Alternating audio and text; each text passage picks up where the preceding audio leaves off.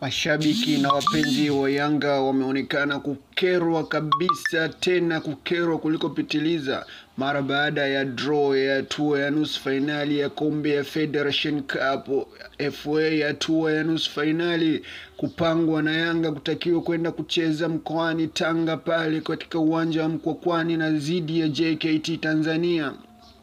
Mashabiki wa Yanga wanahoji kwa nini kila mara inapotokea swala la nusu finali kupangiwa katika viwanja ambavyo vipo mikoani, yani neutral ground, ni lazima Yanga ipangiwe mkoa wa Tanga. Mara kwa mara hili swala limekuwa likijirudia na inaonekana hali inakuwa ngumu sana pale wanapokwenda kucheza katika uwanja ule wa Mkwakwani. Mashabiki wanahoji ni kwa nini basi Yanga au kila mara wanapangwa Mkwakwani wakati masimu wao mara kwa mara anakuwa kiukwepa uwanja huo na kupangiwa viwanja vingine.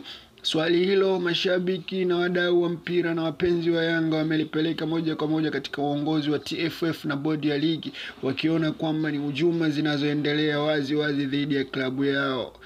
Kama ndo kwanza unafuatilia channel hii, basi usisahau kusubscribe, kulike na kucomment.